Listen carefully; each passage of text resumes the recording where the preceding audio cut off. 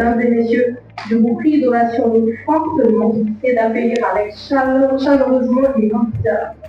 Madame Rose Paula Piquemont, la ministre de Poste et Télécommunications et de l'économie numérique.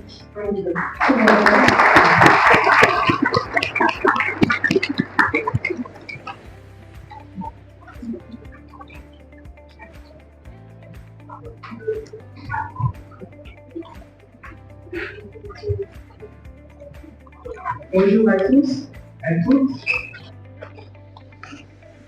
Monsieur le ministre de l'Enseignement supérieur, de la Recherche scientifique et de l'innovation, mes chers frères et amis, Madame la vice-gouverneure de la Banque centrale de la République brésilienne, Monsieur le président de la FEDABAC et représentants des banques en Guinée, Monsieur le secrétaire général adjoint des affaires religieuses, mon cher Elage, je vous remarque à peine, chers hauts cadres de l'administration, chers acteurs de la société civile, chers organisateurs, en vos rangs, grade, tout protocole observé. J'ai récemment visité la région nord-ouest de notre pays pour faire l'état des lieux du numérique au fin fond du pays. J'ai été frappé par la détermination surtout de nos entrepreneurs, nos agriculteurs, nos citoyens à développer leur activité et à faire des obstacles majeurs.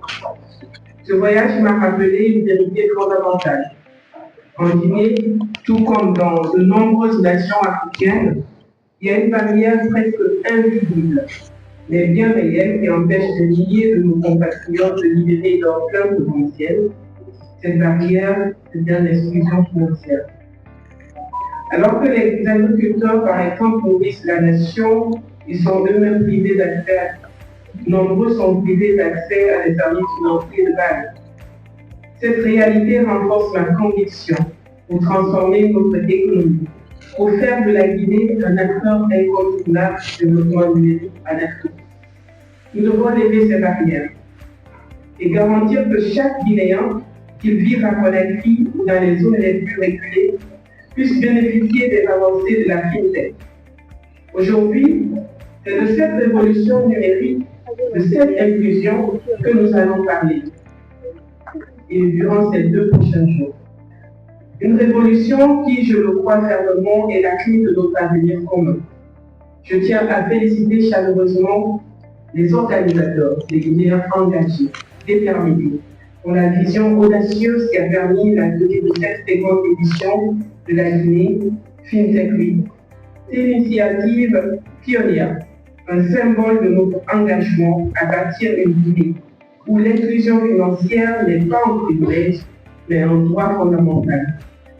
Sous le leadership visionnaire de son Excellence le Président de la République, le général de corps d'armée Mamadi Doumbouya, la Guinée s'est lancée dans un projet ambitieux de faire du numérique un levier incontournable de notre croissance économique durable.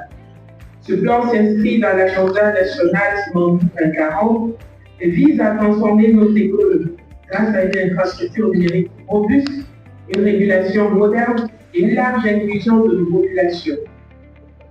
Au sein du ministère des Postes, des Télécommunications et de l'économie numérique, nous avons pour mission de mettre en place un écosystème propice à l'innovation, en collaboration bien sûr avec le département en charge de l'innovation universitaire, de la recherche scientifique, en veillant à la promotion des startups, à la création d'opportunités pour les jeunes et la construction d'infrastructures numériques à la hauteur des défis de demain. Aujourd'hui, plus de 65% des Guinéens n'ont pas accès aux services bancaires traditionnels. Cependant, grâce aux avancées technologiques, nous avons vu un bond spectaculaire dans l'adoption des services de mobile money, avec un taux de pénétration atteignant plus de 45% en 2023. Cela montre que la FinTech a le potentiel de combler les lacunes du système financier traditionnel en offrant des solutions innovantes, rapides et accessibles à tous. La FinTech ne se contente pas de transformer le secteur financier. Elle crée des opportunités économiques pour des milliers de jeunes entrepreneurs et start-up qui, grâce à l'accès à des outils financiers modernes, peuvent désormais réaliser leur ambition.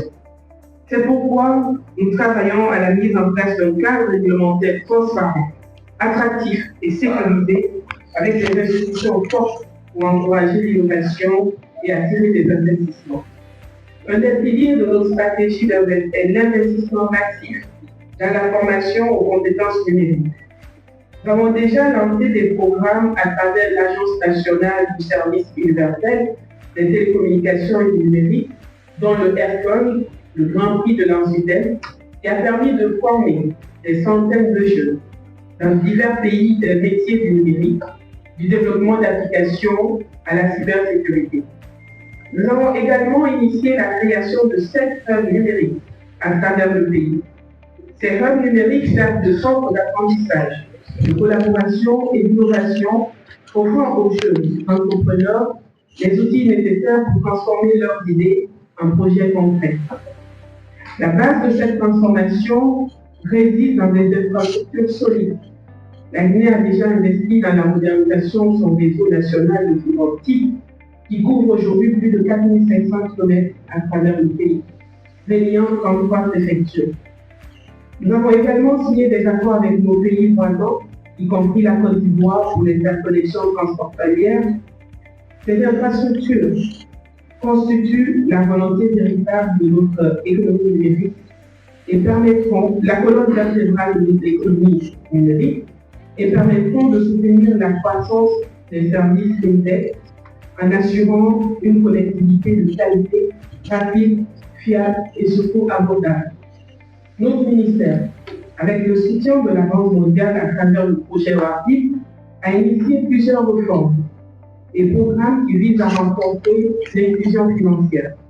Ce projet, qui bénéficie d'un financement de 60 millions de dollars, inclut la création d'un cadre réglementaire moderne pour la FinTech et la formation de nos jeunes entrepreneurs aux outils financiers numériques. WARDIP s'inscrit dans notre ambition de créer un environnement qui facilite l'accès à des services financiers pour tous, notamment les femmes et les jeunes dans les zones rurales. Mesdames et messieurs, l'inclusion financière ne devrait pas être un luxe, c'est une nécessité. Dans chaque secteur, dans chaque foyer, la FinTech peut et doit jouer un rôle transformateur. Les défis que nous rencontrons sont immenses, mais ils sont à la hauteur des opportunités qui se présentent à nous. Aujourd'hui, je vous invite à être les architectes de ce futur inclusif, comme le disait tout à l'heure la présentatrice. Ensemble, nous devons continuer à innover, à former le jeu, à créer des cadres législatifs robustes et à soutenir les startups pour qu'elles puissent à leur tour transformer la Guinée. Ce que nous faisons ici aujourd'hui dépasse de loin les frontières de notre pays. C'est un signal fort envoyé à toute l'Afrique de l'Ouest, à toute l'Afrique. La Guinée est prête à être un leader régional dans la révolution numérique. Ensemble, en unissant nos forces, nous pouvons faire de cette vision une réalité. Que chaque citoyen, où qu'il soit, accède aux bénéfices du numérique. Vive la Guinée libre et prospère, vive la révolution numérique en République de Guinée. Je vous remercie de votre aimable attention.